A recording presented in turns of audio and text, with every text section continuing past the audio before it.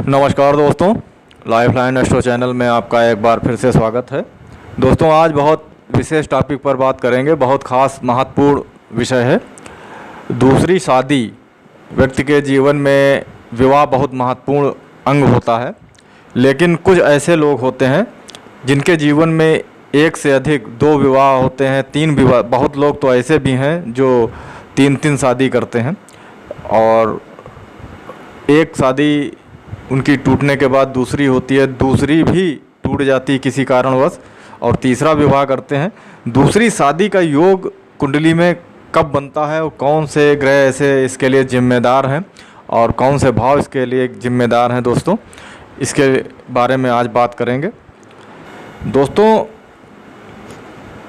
कुंडली में कुछ ऐसे ग्रह और भाव होते हैं जो दूसरी शादी के लिए देखे जाते हैं। सबसे पहले तो सप्तम भाव जो होता है विवाह का भाव होता है, और इसको जान लीजिए आप। सप्तम भाव विवाह का भाव होता है। शुक्र विवाह के लिए देखा जाता है। कुंडली में शुक्र अगर नीच का होता है तो विवाह में काफ़ी दिक्कतें आती हैं, और सप्तम भाव में अगर क्रूर ग्रह होते हैं तब भी विवाह में काफ़ी दिक्कतें आती हैं।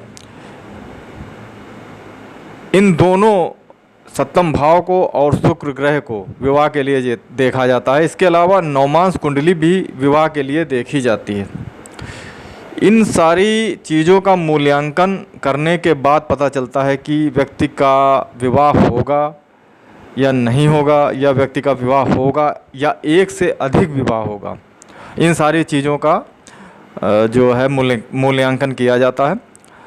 तो सबसे पहले विवाह के बारे में ना जानकर आज जानेंगे एक से अधिक विवाह व्यक्ति का कौन सी ऐसी परिस्थिति बनती है कि एक से अधिक विवाह होता है, 2 विवाह होते हैं व्यक्ति के।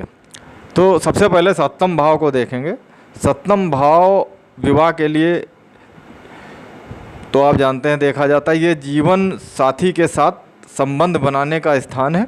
सप्तम भाव में यदि कोई क्रूर ग्रह की स्थिति होती है, क्रूर ग्रह अगर सप्तम भाव में अगर बैठा होता है, ऐसी स्थिति में द्विविवाह योग प्रभावित हो सकता है। द्विविवाह मतलब जो है योग बन सकता है, इसके चांसेस ज़्यादा बढ़ जाते हैं।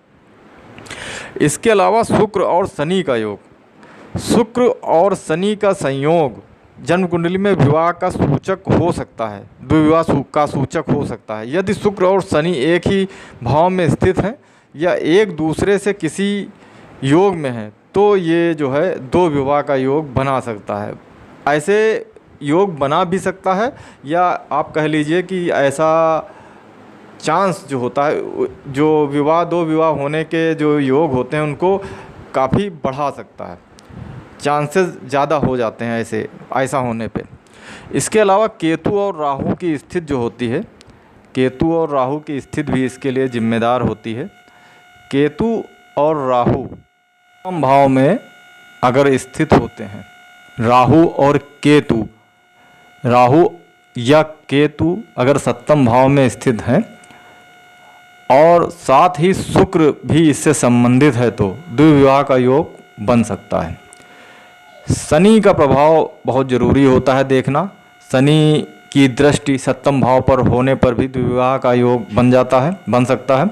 शनि की स्थिति और दृष्टि को ध्यान से देखना बहुत महत्वपूर्ण होता है। इसके अलावा जन्म कुंडली में सप्तमेश की स्थिति नवमांश कुंडली में कैसी है ये विचारणीय है। सप्तमेश भाव व राशि से दोनों ओर से वर्गोत्तम है। अगर सप्तमेश नवमांश कुंडली में श्रेष्ठ है स्थित पा लेता है, भले ही जन्म कुंडली में उसकी स्थिति अच्छी ना हो तब भी वैवाहिक जीवन सामान्य खींचतान के बाद भी स्थायी चल जाता है, ऐसा होता है।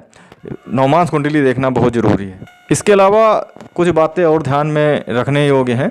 सप्तमेश के साथ क्रूर ग्रह है तो विवाह में बहुत समस्याएं पैदा होती हैं, और अब समस्याएं जब पैदा होती हैं तो तलाक भी होता है, दूसरा विवाह के योग भी बनते हैं। और सेकंड हाउस में क्रूर ग्रह होने पर भी यह स्थिति बन जाती है, क्योंकि सेकंड हाउस में जब ये कोई क्रूर ग्रह होता है तो उसका अष्टम भाव पे दृष्टि जाती है उस ग्रह की, और अष्टम भाव विवाह में लंबी दूरी के लिए देखा जाता है। और अगर ऐसा होता है, क्रूर ग्रह की दृष्टि पड़ती है तो विवाह में दिक्कतें पैदा होती हैं, और ये तलाक होना और द्विविवाह का योग बनना ये सामान्य सी बातें हो जाती हैं। कुछ इस प्रकार से योग कुंडली में बनते हैं दूसरी शादी के। तो दोस्तों, अगर ये वीडियो अच्छा लगा है तो आप कृपया सब्सक्राइब कर दें, लाइक कर दें, चैनल से जुड़ जाएं। चैनल के माध्यम से आपको नई नई जानकारियाँ मिलती रहेंगी। मिलते हैं अगले वीडियो में, तब तक के लिए नमस्कार, धन्यवाद दोस्तों।